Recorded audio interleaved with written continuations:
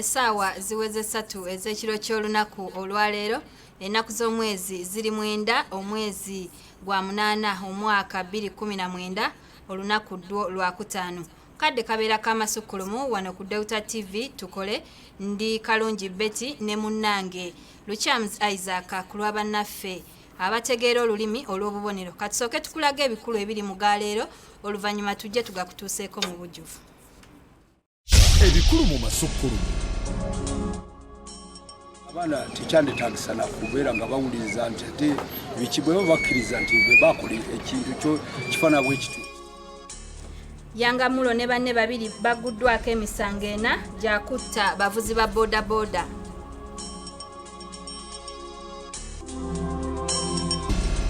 Manyangu atezo megawatts tisikubasa kuba produced abantu ba amisigarga ko. Abesenza ku mugga Muzizi baweereddwa nsale gavumenti egenda kuzimbako ebbibiro ly'amasannyalaze.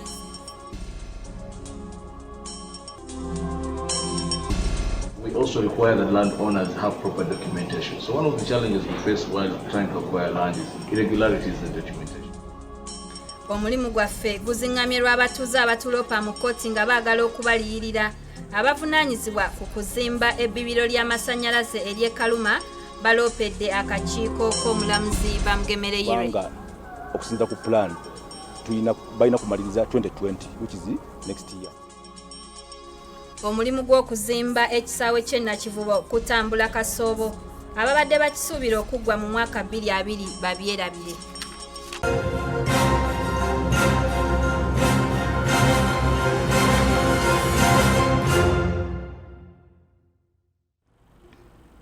Nyongero kwaniriza masukulumu gaffe ku Delta TV tukole era ag'olunaku olwaleero kangatandike ne kkooti y'e Makindye esookerwako enonno ng'evunaanye abasajja basatu emisango gy'okukuba nga bakozesa eryanyi n'okutta aba boda boda nga bakozesa ennyondo. Mu bavunaaniddwa kubaddeko Mugisha John Bosco Ononno ng'olumu yeeyita Kaihura awamu ne munne amanyiddwa nga Tamale Alozias era ng'ono ayitibwa Yangamulo abalabikira mu katambi ka CCTV kamera nga baliko omuvubuka eyali avuga boda boda gwe baali batemula mu bitundu by'e Rubaga. Katubirabe. Ebyokwerinda bibadde egguluggulu ku kkooti y'e Makindye abateeberezebwa okutta abavuzi ba boda boda mu Kampala nga batwalibwa ew'omulamuzi okuvunaanibwa.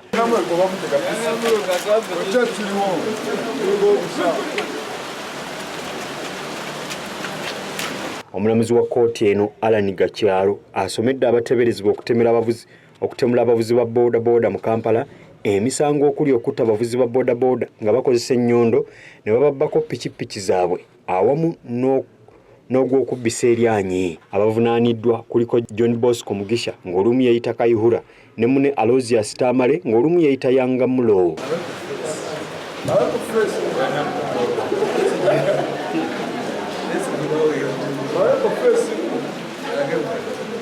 Bano be baalabikira mu katambi aka CCTV nga bakuba owa boda boda akayondo ne bakulita ne pikipiki ye.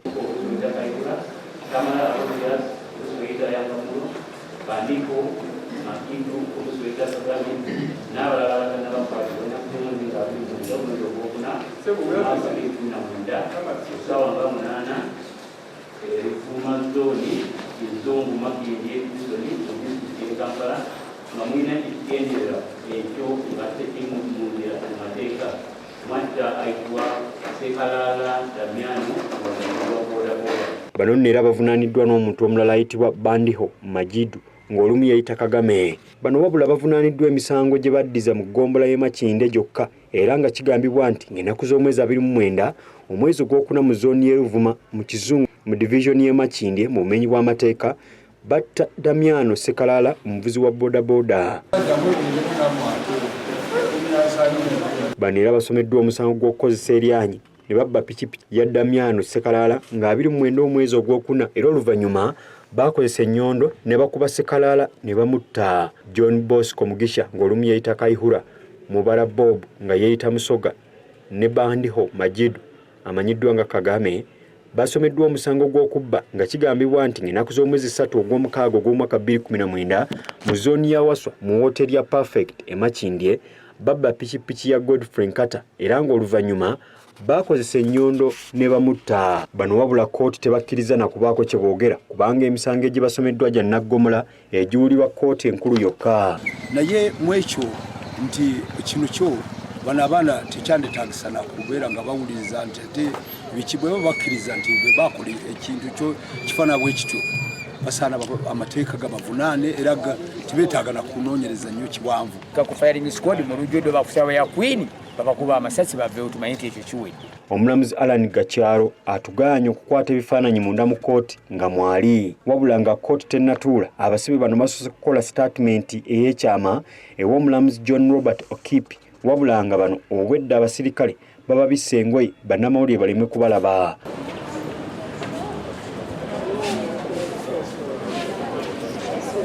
Oludda oluwaabi lutegeezezza ng'okunoonyereza bwe kukyagenda mu maaso era ng'omulamuzi abasindise ku alimanda mu kkomera ly'e Luzira Apa okutuuka nga 23 omwezi guno. Anit Nakayibaali yabaddeyo ku Delta TV Amasukkulumu. Webale nnyo Anet Nakayibaali. Ate bo abakungu okuva mu bbibiro ly'amasannyalaze e Karuma nga bakulembeddwamu Inginiya Badiro Kigondo bekubidde enduulu eri omulamuzi Catherine Bamugemereire ononno nga yakulira akakiiko akalondoola emivuyo ku ttaka nga baloopa abatuuze be bagamba nti baagala kubafuula lusuku. Bano bagamba nti abatuuze b'e Karuma bayitirizza okuddukiranga mu kkooti nga baagala okubasasula obutitimbe bw'ensimbi era bano bagamba nti kino kiziŋŋamizza n'omulimu gwabwe. Katubirabe. Olwaleero akakiiko k'omulamuzi Catherine Bamugemereire kalambudde ebbibiro ly'amasannyalaze ery'e Karuma olw'emivuyo gy'ettaka egizze giwulirwa nga gyetobese mu mulimu ogw'okuzimba ebbibiro lino. Ab'akakiiko olutuuse bayaniriziddwa Inginiya Badru Malimbo Kigundu akulira pulojekiti y'ebbibiro lino era akakiiko bakalambuzza ebitundu eby'enjawulo okusobola okulaba omulimu gw'ebbibiro we gutuuse. Oluvannyuma akulira abakozi n'entambuza y'emirimu Emmanuel Nsubuga alombojjedde akakiiko ebimu ku bizibu bye basanga ebikyakandaalirisizza okumaliriza omulimu gw'okuzimba ebbibiro lino mu budde. Ono aloopedde akakiiko omuze abatuuze gwe beegumbulidde okuddukiranga mu kkooti nga baagala okubaliyirira obutitimbe bw'ensimbi olw'enjazi eziyita wansi w'ettaka lyabwe. Before you actually take control of their property, which is the law of the land, and we adhere to that law. However, of course, we also require that landowners have proper documentation. So one of the challenges we face while trying to acquire land is irregularities in the documentation, where you cannot really be able to conclude to whom the land belongs, whether the land has been properly documented. Nsubuga agamba nti kino tekikomye kulwisa bulwisa mulimu wabula n'okufiiriza gavumenti obwesedde bw'ensimbi. A project is a triple constraint. It's an issue of time, scope, and money. Okay? So you have a certain scope that you must meet within a certain cost and a given period of time. So if you bring in installation equipment and it is vandalized, stolen, or taken away or damaged, then first of all you have to pay more money to replace. Omulamuzi w'akakiiko Catherine Bamugemereire avumiridde ekikolwa kino kyayise eky'okukotogera enkulaakulana era n'asaba b'ofiisi ya ssaabawolereza wa gavumenti akole ennongoosereza mu tteeka eryawula olwazi ku jjinja. Lwaki mu bintu ng'amayinja tuleesemu ekigambo olwazi? Olwazi olulaba nga lutudde wali tusobola okulutwala n'oluzimbamu ennyumba. Kwegamba ekintu n'emu obuntu obwa bulijjo tekikola tekitya amagezi. Bamugemereire asuubizza ku lw'akakiiko okulondoola ensonga eno n'asaba ne gavumenti okuvaayo esomesa abantu ku nkulaakulana okwewala okufiirizibwa amasannyalaze. Ebintu bino tubikwata bulungi ffenna nga ensi yaffe nga tugirwanirira n'abaana baffe abalisasula sente zino zonna zetutesasudde mu kintu kino bazzukulu baffe n'abaana b'abazzukulu be bali bisasula. Akakiiko kakyagenda mu maaso n'okunoonyereza ku mivuyo gy'ettaka n'oluvannyuma kawumbewumba alipoota esuubirwa ng'omwaka guno tegunnakomekkerezebwa. Nicholas Nduga yabaddeyo ku lwa Delta TV amasukulumu. Webale nnyo Nicholas Nduga. Bwe tweyongerayo abantu abeesenza okumpi n'omugga Muzizi Saakaabo abalimira mu ntobazi ez'omugga guno nno nga gusangibwa mu disitulikiti ey'e Kagadi basabiddwa okugwamuka bunnambiro. Kino nno kidiridde gavumenti okutegeeza abantu bano nga bwegenda okuzimba ebbibiro ly'amasannyalaze ku mugga guno. Katubirabe. Obumbi bw'ensimbi za Uganda 439 gavumenti bwetadde mu kuzimba ebbibiro ly'amasannyalaze ku mugga Muzizi nga guno gusangibwa mu disitulikiti y'e Kagadi mu Hoima. Era abatuuze abasenze okumpi n'omugga guno nga n'abandi balimira mu ntobazi eziguliraanye basabiddwa okugwamuka mu bunnambiro omulimu gw'okuzimba gusobole okugenda mu maaso. Mbweni nka gavumenti tukwija kwikiriza biliyoni 4.39 kurugaho kureba ngo tutwazitunga tukakora damu eri kuza kutwara eze sente zona gavumenti ekaferwa eze sente zona ahabwa abantu kuhinga bakasya mbweni twikirizana okusinziira ku RDC w'e Kagadi Lilian Luteraho abatuuze bano baweereddwa sabbiiti emu yokka okuva mu kifo kino ng'okwogera bino RDC abadde abasisinkanye. ati nabwe ntumanya ngu ate ezo megawatts tizikubasa kuba produced abantu ba amisi gargakoba munyategereza mbwena mizi gatakomere nesente zo zitakagireho abwenki mutakurugayo kushaba numutekwa kurugayo bonza ndi wakaruru omuntu oraba yagarukire mu kisaru akakorayo then at the end of the day bakaija bakabisisa hati ndakoraki ekisaru bukirayoma omwijukuru wanga aja kubonabona no wawo nakoraki nabonabona. So as a leader nanyewe I put my signature and I put my stamp. Everybody should vacate the wetland. Abatuuze bano bava mu ggombolo okuli erya Muhololo, Kyaterekera, Bwikira n'Endayiga. Ensisinkano eno ebaddemu abakulembeze ba disitulikiti y'e Kagadi ab'enjawulo saako poliisi era bw'atyo OC w'e Kagadi Hadali Kosayi ategeeza nga poliisi bwegenda okukozesa obuyinza bwayo n'amaanyi okulaba nga abantu bano bamuka ekifo kino. Fena tukolaganire wamu tulabe nti no process ey'abantu abadde bakolera nga balima nga balunda omugga Muzizi bwe guyita bavaamu bulungi era fena tubeere involved awatali kusika miguwa. DPC akujja kuteekamu amaani agasemerei omukira yetaagisaga amatoyi tonateekamu amatoyi omukira yetaagisaga amayingi nago nakoraki nagateekamu baitu nka gavumenti tugondeze kukora ekintu ekyo tutakabagambire ngu mu rugo muntu obayi. Wabula abatuuze abasenga okumpi n'omugga nabo balina bye boogedde era ne bategeeza nti tebalina waakudda. Tuyina ekyalo kyaitu Muzizi tukakirima twakibyalamu n'emiti baija baatubala ne bajja kutuwa ssente zaitu kyonka mulaija mukatema emiti egyo batakatusaswire tetwabanyegeere. Abasinyani bija nibakwata omuntu umuruga hano nibakwata mpingo nibatema mu nkomo ate gwe batapima bakamanya tukanga hano tukanga hano. Abantu bakyaterekera abaine mitano ekisaru n'ekisaru abakimba tutanga tutaika kisaru na kisaru akakusigala hagati ko. Ebbibiro lino erigenda okuzimbibwa liweza megawatts 48 nga kampuni ekola amasannyalaze mu ggwanga eya Uganda Electricity Generation Company Limited yagenda okulizimba era nga abantu okuva mu disitulikiti okuli Kagadi, Ntoloko, Kabalole ne Kyenjojo abasoba mu 8 be bagenda okwefunira emirimu.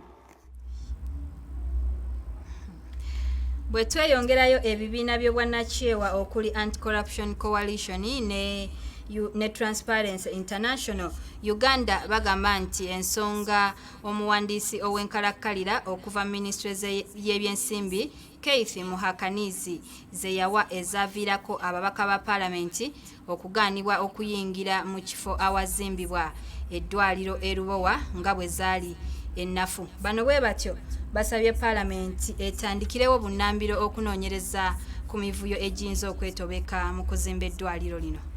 Ku ntandikwa ya sabbiiti eno ababaka batuuka ku bukiiko bwa Paalamenti omuli akalondoola ebyobulamu n'ensimbi saako minisita by'obulamu Dr. Jane Ruth Aceng bakonkomalira ku mulyango oguyingire wagenda okuzimba eddwaliro ekyabajja mu mbeera. Gavumenti bamanye ddala nti kampani eno teina maanyi, teina experience, teina sente, ate byonna bikoleddwa mu ngeri ekimafia. We want to have accountability for them because soil studies alone, they said, cost $1 million. How can soil studies cost $1 million? We also want to see how far they've gone with the schedule of talking nurses and doctors to Bagamo.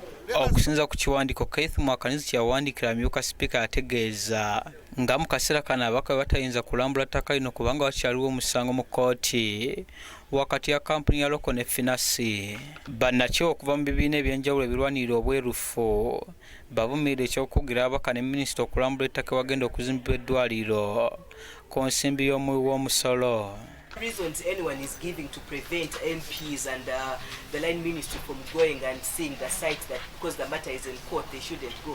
I think those reasons are very weak and they do not hold water because at the end of it all this is taxpayers' money, so these guys have to go and actually monitor as long as no one was going to debate what was happening in court. Kalosanga nti ebitongole ebimu bigaana abantu nga bano okukola emirimu gyabwe kiba kyeraliikiriza ffe abalagi nti kyekijirira kiba kitegeeza nti mulimu abantu abali over and above that. Sese Kagaba akulira ekibiina kya Anti-Corruption Coalition ategeeza nti wadde waliwo omusango mu kkooti wakati wa kampuni ezikaanira okuzimba eddwaliro lino kyali tekisobola kulemesa minisita nabaka kulambula ttaka lya gavumenti. Kyetwagala okumanya Chief Finasi kyekweka kyetayagala ababaka ba Parliament n'Abannayuganda kumanya bwe baba nga bakola ebintu bwe baba nga omulimu bagutandiseeko nga gugenda mu maaso lwaki tebaagala bantu kuvayo balondoole emirimu gyabwe. Katwewunya ki exactly Finasi kyekweka. Kagaba agamba nti kuno kwali kuyisa lugayo mu Parliament n'Abannayuganda bagenda okusasula ensimbi ezigenda okuzimba eddwaliro era n'asala Sipiika Rebecca Kadaga abeeko kyakolawo ku nsonga eno. Katwaga tuteeka ne Parliament kuninga tebiki kyo bagenda okukola kubanga kino Finasi kyakola kityobodde oversight ya Parliament. Kuba Parliament yalibadde evaayo abantu bano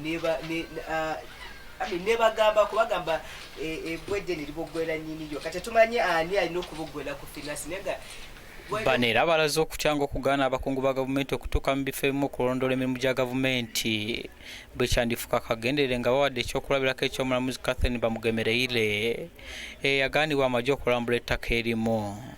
Joseph Muyingo, Delta TV, Amasukulumu. Kulikayo nnyo Joseph Muyingo nga tukyali ku nsonga z'eddwaliro erizimbibwa e Lubowa.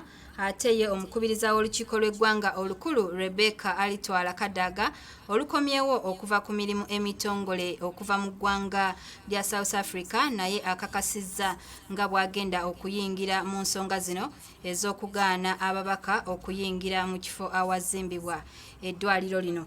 Ono agamba nti ababaka tebalina kugaanibwa kukola mirimu gyabwe era nga naguno gwe gumu ku gwo bwatyo n'akakasanga bwagenda okuyingira mu nsonga zino okulaba nga ababaka bagenda ne balambula ekifo kino.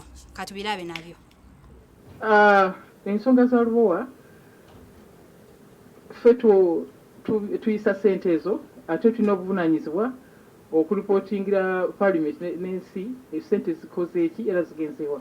Kati we nali ngeze South Africa nawulira nti wali abaagaana akakiiko kaffe okugendayo sinafuna lipooti bulungi naye tulina obuvunaanyizibwa okwekaliriza essente zakola ki so nja kubitunulamu ndabe nti bakirizibwa okugendayo bakole omulimu gwabwe batwandikire lipooti ekisalo kinatuuka tugiteeseeko.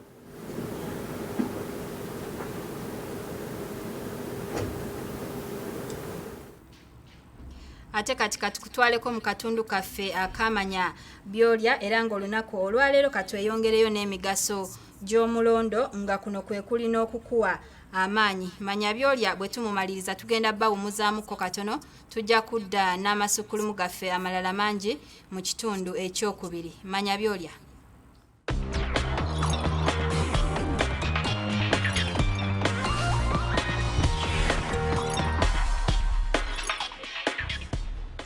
Omulondo mulimu ekirungo kikaffeine nga kino kyongera amaanyi mu mubiri anti guleetera omusaayi okutambula obulungi. Omulondo era gulimu ekirungo ekifuggaza obuwuka obuli mu lubuto era buli lw'ogulya nga lukuluma luwona. Wabula bakugu balabula abantu nti wadde emirandira gino mirungi, abantu tebandigyemanyiizizza nnyo kubanga girimu obuzibu. Ekirala, bw'oli omulondo ng'olina ekirwadde ky'omutima nga tosoose kwebuuza ku musawo, kyangu embeera eyo okusajjuka. Manya by'olya.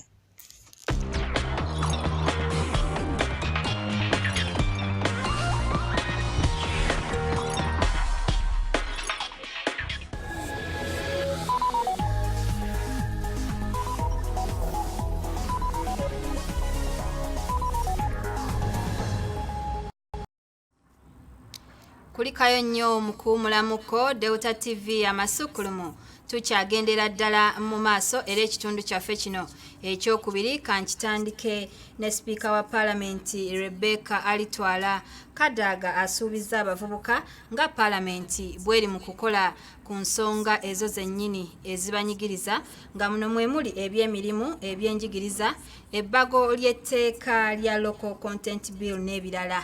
Ono okwogera bino abadde ayogerako eri enkuyanja y'abavubuka okuva mu bitundu by'eggwanga ebyenjawulo ebitali bimu abeetabye mu lutuula lwabwe okubaganya ebirowoozo ku nsonga ezitali zimu naddala ezo ezisinga okubanyigiriza mu bulamu bwabwe obwa bulijjo. Shamim Naiga kabituwe. Omwaka gwa 2018 Paalamenti lwatandika okutegekera abavubuka olunaku luno oluyitibwa the Youth Moot Parliamentary Session nga bano batuula mu kisenge ababaka gye bateesereza nabo okubawa omwaganya okubaganya ebirowoozo ku nsonga ezibaluma ezitali zimu. Bano abasusse mu 300 mu lutuula olwaleero omulundi gwabwe ogwokubiri baliko ensonga ze bataddeko essira ze bakubaganyizaako ebirowoozo ng'okusaba kwabwe kwe bakoze baagala amateeka agamu gakolebwemu ennongoosereza ebyenjigiriza bitereezebwe n'ebirala.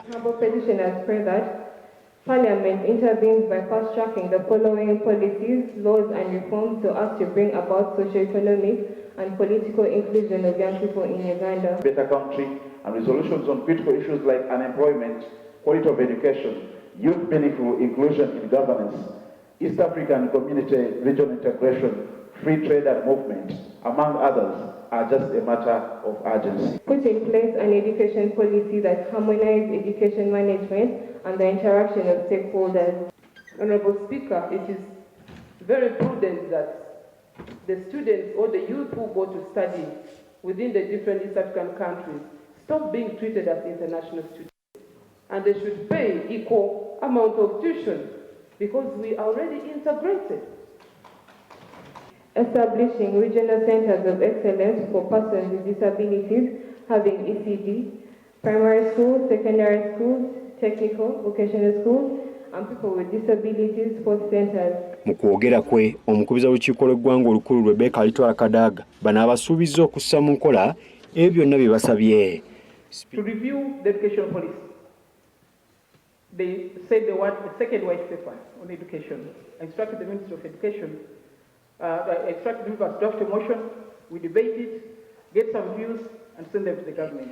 Speaker, bano abategeezezza ng'olunaku lw'eggulo abaka bwe baatadde Minisita abavuka Florence Nakiwala Kingi ku nninga okukakasa ng'aleeta alipoota ku gavumenti kyeteekateeka okukola okukakasa ng'etonderawo abavubuka emirimu.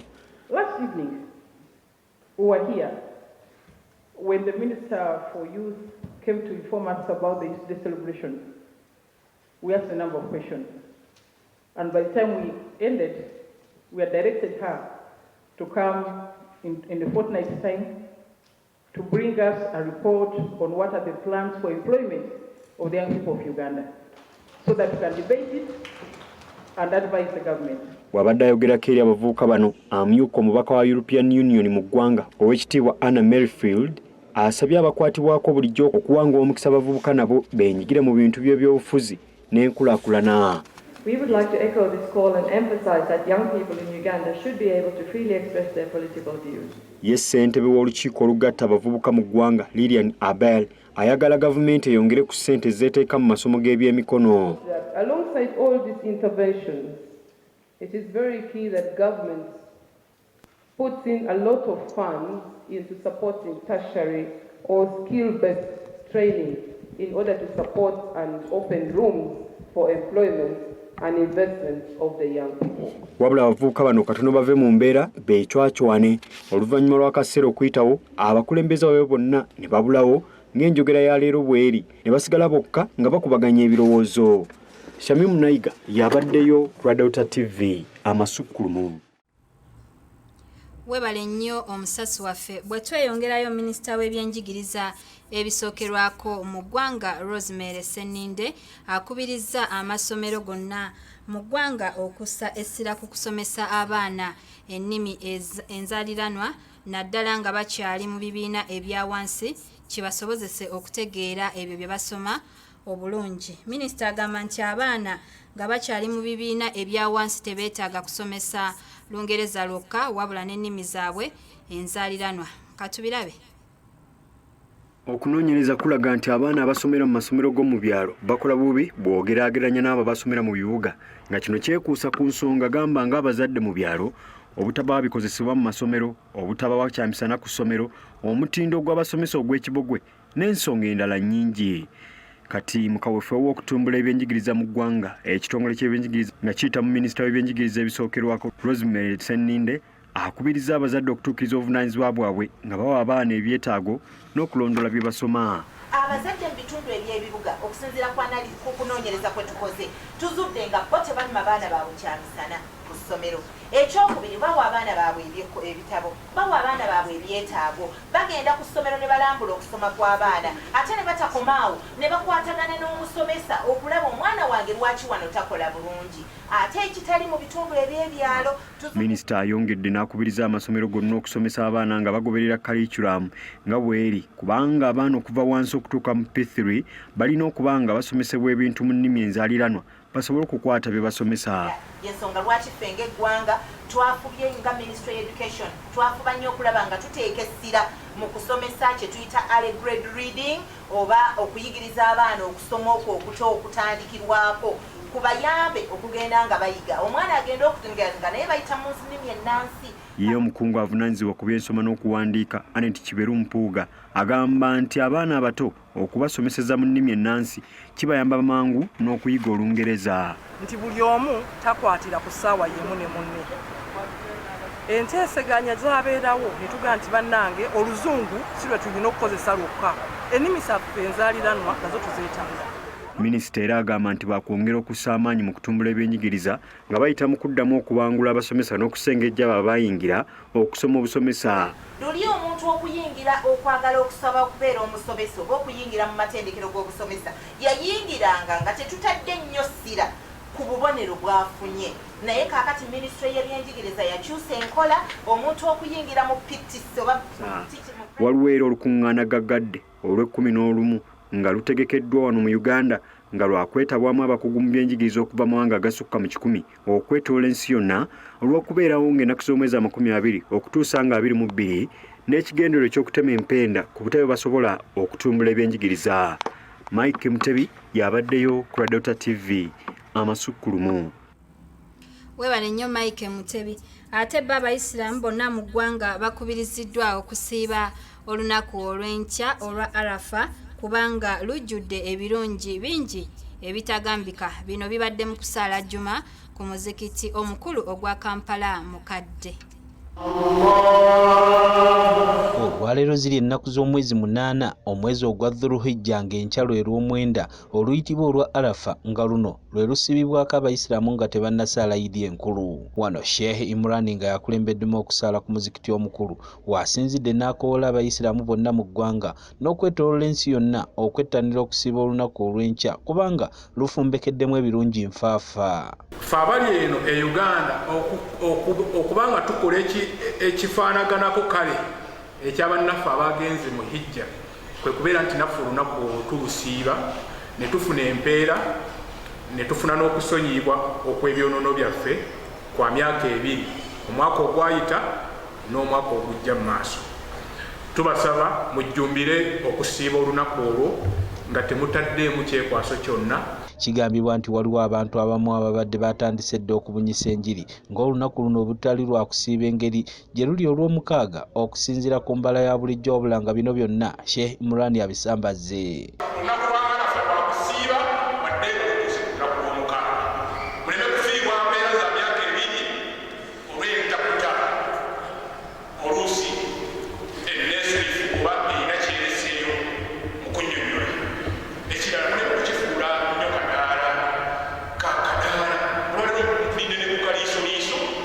Oggyeko okusiiba olunaku luno abayisiraamu era bajjukizibwa okusiiba olunaku olwa Eid anti bagenda okusala nga tebannalya kantu kunno olwo nno ne basibulukuka nga bavuddeyo. Biriza nti olunaku lwa Eid lwa kusaala tufuna embeera nnyingi era Katonda yagaa nti saala ku lwa Katonda wo bw'omala okusaala osale fasalli lirabbika wanhar olwekyo mugende musaale naye mugenda temulidde kantu kweno Eid okwawukanako n'eri kwongera okukubiriza bannange ne bayimaamu bannange mwenna tugezeeko okwanguyiriza abantu mu bifo awo okusaalira kubanga Eid eno omuntu agenda talidde. Olunaku luno olwa Arafa n'abantu abagenze e Mecca okulamaga baliko bye balukolerako ng'ogasseeko n'okusiiba. Ku makya ku lw'omukaaga bonna bagenda kukeera baveeyo mu Emina bagende mu lusenyi lwe bayita Arafa era gye bajja okusiiba olunaku lwonna lulamba ku lw'omukaaga. Ne tukeera ku makya nnyo ne tugenda mu Arafa lwe lw'omwenda tugenda ne tusiiba awo ne tuvaawo ng'enjuba emaze okugwa. Kati olwo olw'omwenda we batikkira olusenyi lwa Arafa we wali edduwa gye mbagambye Katonda etalina jjiji gy'ayanukuliramu. Mu bufuwe bumwera abayisiraamu bajjukiziddwa okusala ebisolo era nga bamaze okusala Eid ate bayitirize ennyo okugaba ennyama eno basobole okufuna empeera.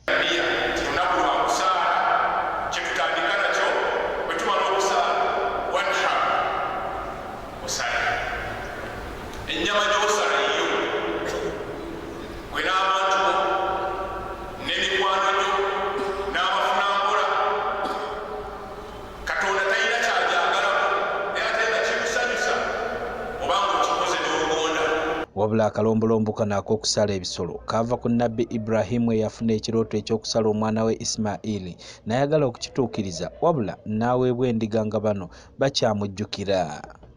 Mu Kibi Jamiru Kyabasinga, Delta TV Amasukkulumu. Kati kutwaleko mu katundu kaffe ak'omulembe guno ne Karo Nakibuule era ng'olunaku olwaleero tukuleetedde ekyoto ebbanguliro bajjajjaffe gye baabanguliranga abaana ekitaliiwo ku mulembe guno. Bwe tumaliriza akatundu kaffe kano tugenda kuddamu tubawumuzeemuko katono tujja kudda n'amasukkulumu amalala. Omulembe guno ne Karo Nakibuule.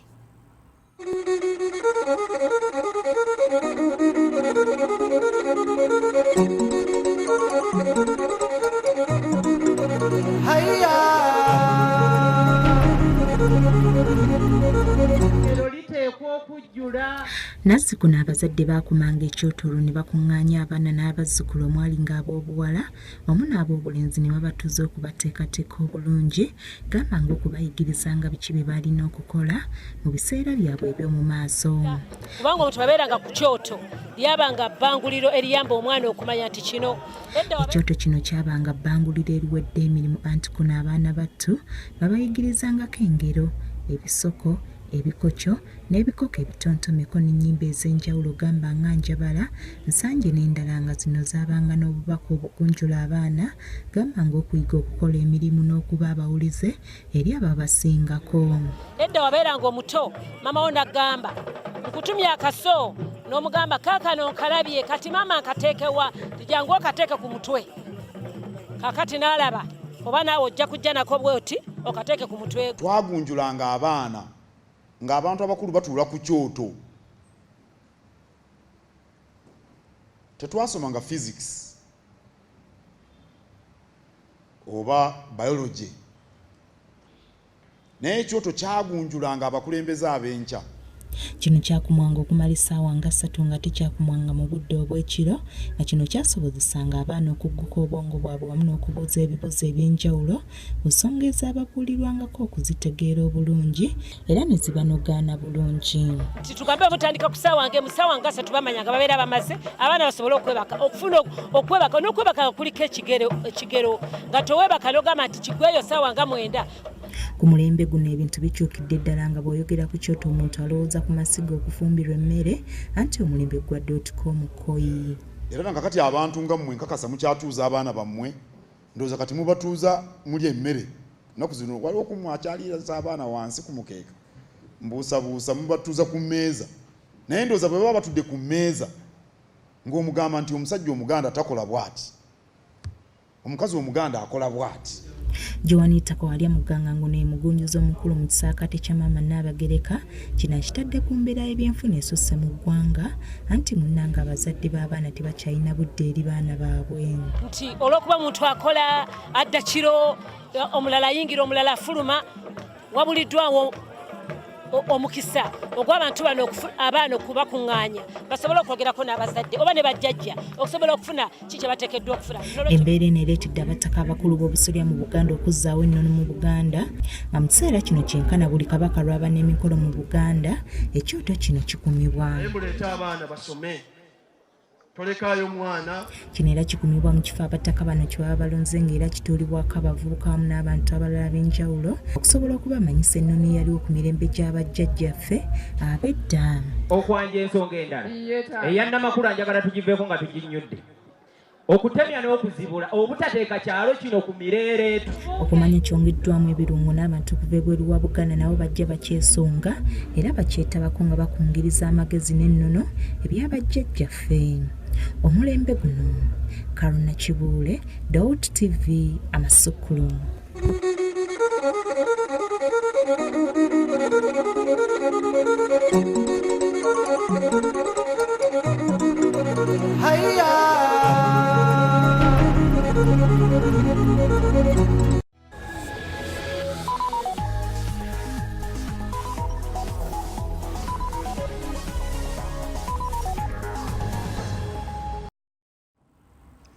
Kulikayo nnyo mu kuwummulamuko Delta TV Amasukulu mu tukyagendera ddala maaso kitundu kya kusatu era nkitandise n'omusasi waffe olunaku olwaleero atuuseeko mu maka g'omugenzi munnabyanjigiriza Lujja Lwasa ng'ono yavudde mu bulamu bw'ensi eno olunaku olw'eggulo. Ab'eŋŋanda z'omugenzi bategeezezza nga bw'abadde omukozi ennyo ate ng'ayagaliza naddala emigigi emito era nti abadde afuba okulaba nga n'ebyobulamu birongooka naddala mu kirwadde ekya Kkookolo. Rita Nalukenge Kabituwe. Wetuukidde mu maka g'omugenzi Ezekiel Lujja Lwasi e Kawuku-Gaba ng'abantu ab'enjawulo batandise okuŋŋaana basobole okubagiza ab'eŋŋanda. Ono yavudde mu bulamu bw'ensi akawungeezi k'eggulo mu ddwaliro ly'e Mengo gy'amaze ennaku ng'ajjanjabibwa. Yagendako era yafiiridde mu ddwaliro. Yagenda ku Mmande bamutwala ku Mmande mu ddwaliro. Muwala w'omugenzi Elizabeth Lwasi ategeeza nti omugenzi yatandika okunafuwa ku Sande era n'addusibwa mu ddwaliro. Ayongerako nti kitaawe abadde ayagala nnyo okutumbula ebyobulamu naddala okulaba nga balwanyisa ekirwadde kya Kkookolo. Kuba yali yaŋŋamba genda olisaakinge ku kintu ekya kansa tumanye kansa tusomese abantu ebintu bya kansa. Kwegamba taata waafiiridde nga ayaayaana ekintu okulaba nga alina kyakozewo ku kintu kya kansa. Ono annyonnyodde engeri kitaabwe gy'abadde omwagalwa w'abantu era ng'alese eddibu ddene eritasobola kuddizibwawo. Taata wange abadde very principled, abadde muntu w'abantu, abadde munnamawulire era nga ne syllabus ya journalism y'omu ku baatandikawo actually syllabus ya journalism. Omugenzi ye mutandisi w'ettendekero l'International Institute of Business and Media Studies erisomesezza bannamawulire abawerako nga n'abamu kati babaka mu paalamenti y'eggwanga. Ku bakungubazi betusanze mu maka g'omugenzi e Kawuku-Gaba, omugenzi bamwogeddeko ng'abadde ayagala ennyo obwakabaka ssaako n'eddiini ye ey'obukristaayo era abadde muwi w'amagezi. Tubadde naye abadde mukristaayo yazimbye ekkanisa y'ekawuku era ng'afaayo wabaawo okwekometinga ekintu ng'ateekeramu ddala zibeere ssente obudde amaanyi ge gonna. Omugenzi yali musaale mu kukola silabasi y'essomo ly'amawulire ku mutendera gwa diploma. Ono era ng'ali wamu ne yali Ssaabalabirizi Livingstone Mpalanyi Nkooyooyo kati omugenzi be baawoma omutwe mu kuzimba museum e Namugongo. Omugenzi waakuziikibwa olunaku olwokubiri e Nakaseete Luweero. Rita Nalukenge, Delta TV Amasukulumu. Webale nnyo Rita Nalukenge katusabe omwoyo gw'omugenzi omukama agulamuze kisa. Bwe tweyongerayo abavubuka b'ekisinde kya Jobless Brotherhood baagala abakulira ebitongole ebikuuma ddembe ebyenjawulo mu ggwanga baveeyo beetondere bannayuganda olw'okulemererwa okutebenkeza emirembe mu ggwanga nga bwe balina okukikola. Bano mu lukuŋŋaana lw'abannamawulire lwe batuuzizza ku City Hall wano mu Kampala basabye Kanoka Kabajenda, Major General Sabit Muzeyi ne General David Muhoozi abakulira okuvaayo beetonde ku lwa gavumenti era balage nti balemereddwa okutebenkeza emirembe mu ggwanga ekiviiriddeko obutemu obw'enjawulo nga kw'otadde n'ekittabantu n'okuwamba abantu okweyongera. Era mu kino tetusuubira kitawe enanga okutuddamu. Tetusuubira yadde musajja wa Katonda Ochola okutwanukula. Wabula twagala akulembera amaje Mwami David Muhoozi, nze simanyira nka zaabwe z'amaje. General. Okay. General David Muhoozi twagala yaba atwanukula ku mulundi guno. Twagala IGP yaba atwanukula. Mwami Sabit Muzeyi era naye rankayinze sigimanyi. Sabit yaba atwanukula. Tetwagala Ochola, twagala Sabit IGP yaba atwanukula. Era twagala director wa ISO Brigadier Kakabajenda atwanukule. Kubanga abazze babuzaawo abantu babeera nnyo muleeya ate ndooza ye uniform y'aba ISO Kaka bakola ki? Bakulembera. N'ebintu bye bakola ku bantu bannaffe tusuubira nti omwami ono aveeyo abeeko kyatutangazaamu. N'ebino byonna bwe biba biremye eyabawa emirimu gino President Museveni bw'abanga takkiriza nti bino bye tulaba kabonero kakulemererwa kintu kimuyinza obuzito akaddiye takyalina kyagattako aveeyo atwetondera. Beyawa emirimu giganye naye kenyini nyini bw'aba talina kyakuddamu kufujja erikolebwa ku bannayuganda emisana tuku ng'ate bye byamutwala mu nsiko aveeyo atwetondera. Ate bo abakulembeze bakubiriziddwa okubeeranga ekyokulabirako eri abantu be bakulembera mu bitundu byabwe ebyenjawulo. Bino byogeddwa omubaka wa bamunanika mu lukiiko lw'eggwanga olukulu Dr. Jesse Muyingo bw'abadde atongoza ekibiina ky'abasentebe b'emiruka okuva mu kitundu kye kino eky'ebbamunanika. Basentebe bamunanika baweereddwa obuyambi bw'ensimbi z'okwekulaakulanya bafuuke ekyokulabirako eri be bakulembera nga bino bibadde ku mukolo gwabwe ogwategekeddwa omubaka w'ekitundu kino. Bano nga bakulembeddwamu ssentebe w'abasentebe mu ggombolola y'Ezirobwe Kenneth Kemigisha bagamba nti bakizuula ng'embeera y'abakulembeze bannaabwe yeeraliikiriza kwe kusalawo okubaddookirira. Ekintu ekyasinga kwewuunyisa abachairman bonna mu ggombolola y'Ezirobwe baatugamba nti tusonde omutwalo nga tugenda kurayira basobole okutufumbira akamere ke tunaalya nga turayira. Naye kyewuunyisa nti buli chairman yenna yali talina mutwalo. Abakulembeze bano balazze ebigendererwa na biki bye basuubira okukola era ne basaba abakulembeze bannaabwe naddala abo ababasingako okujja ebyobufuzi mu nkulaakulana.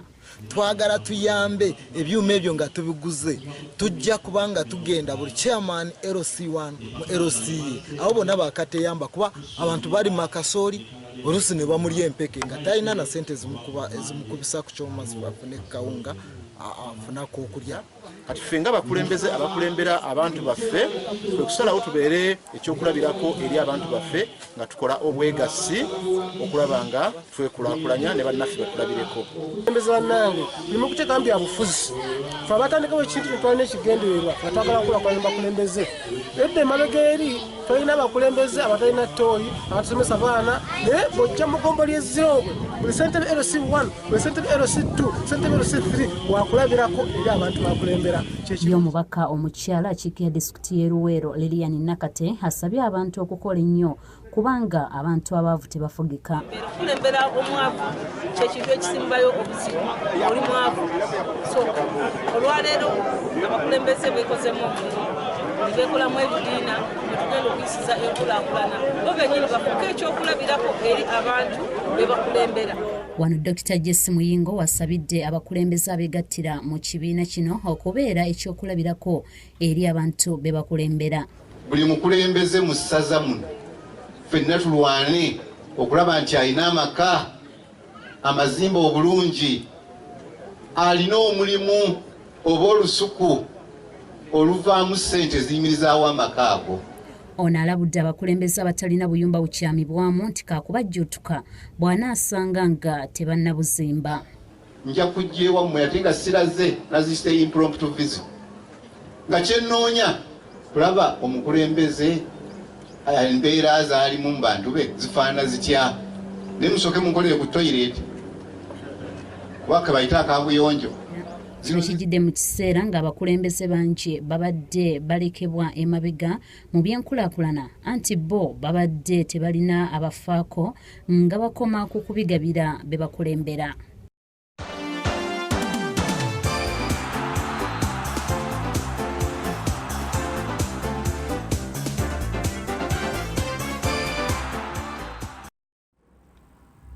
Ate mu byemizannyo olukiiko olufuzi olukulira okuzimba ekisaawe ky'e Nakivubo olunaku olwaleero lusobodde okuwubako olubu lw'ekigere mu kifo kino okulaba omulimu guno bwe gutambudde ne we gutuuse.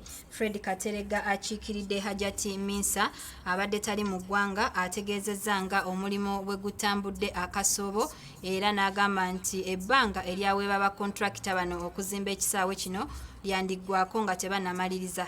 Omusasi waffe Gerard Mutumba atambudde n'abantu bano katubifune.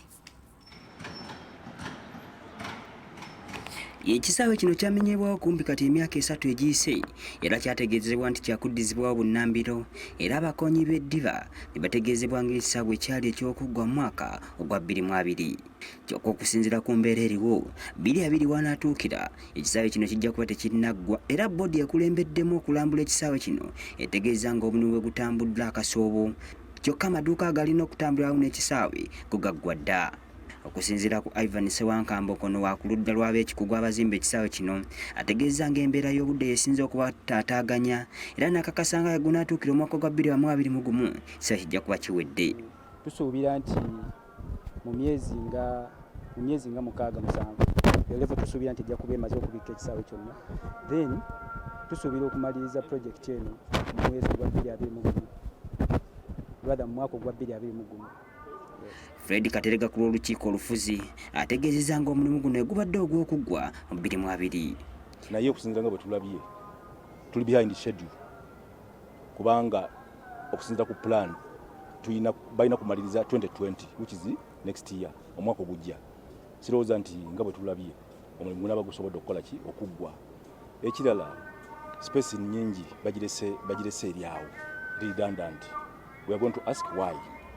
Ono era agambye nti wakyaliwo ebintu era bingi bye balina okutereeza kubanga bo balabanga tebitambula bulungi.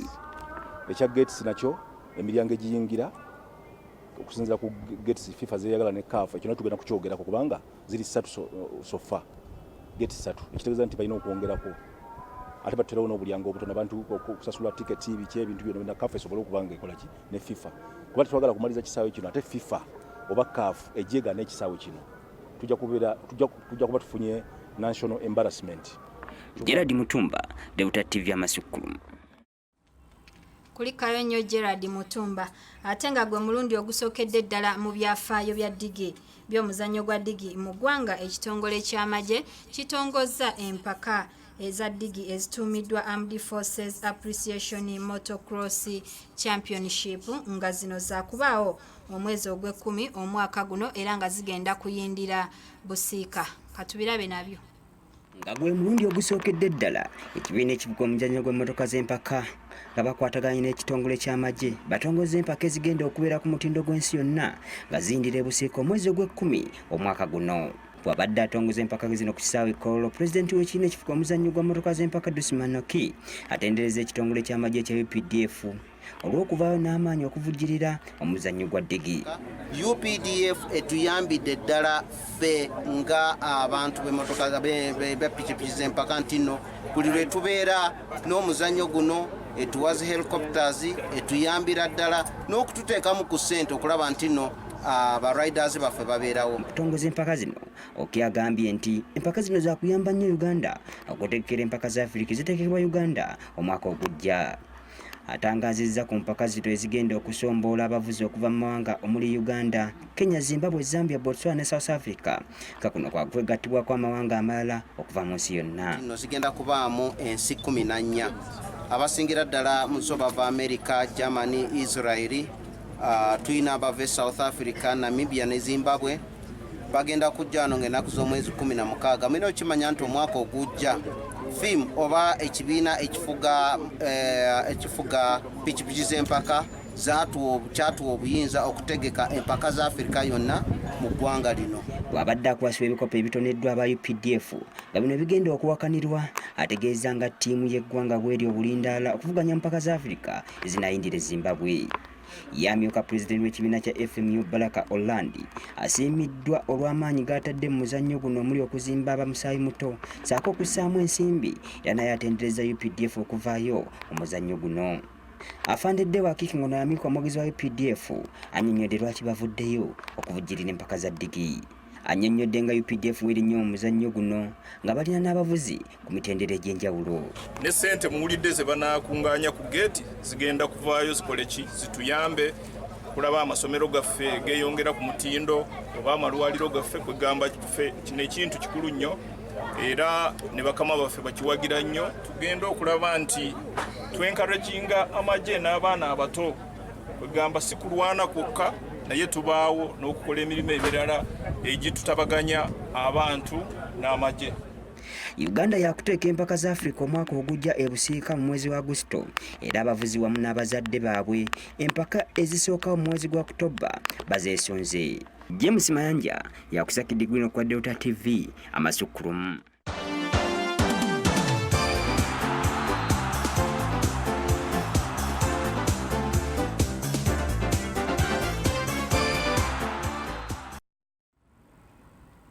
Amasukulumu gaffe ag'olunaku olwaleero bwe tutyo bwe tugafundikidde, era nkwebaza okubanga obadde mulabi mulungi n'otambula naffe okuva gye twagatandikidde ku ssaawa 3 ez'ekiro ky'olunaku olwaleero. Njagala okujjukiza nti pulogulaamu zaffe endala nnyingi zikyagendera ddala mu maaso, era ng'eddako ye ya mwana mulenzi Moses Wamala eya Wesibe 2 tosaanidde kugisubwa. Mbadde Kalungi Betty ne munnange Lukyams Isaac ku lw'abannaffe abategeera olulimi olw'obubonero. Tubaagaliza ekiro ekirungi, tugenda balekerayo n'omukisa gw'omukono gwo ne Reverend Festo Kalungi. Musule bulungi, Ssaabasajja Kabaka wangaala.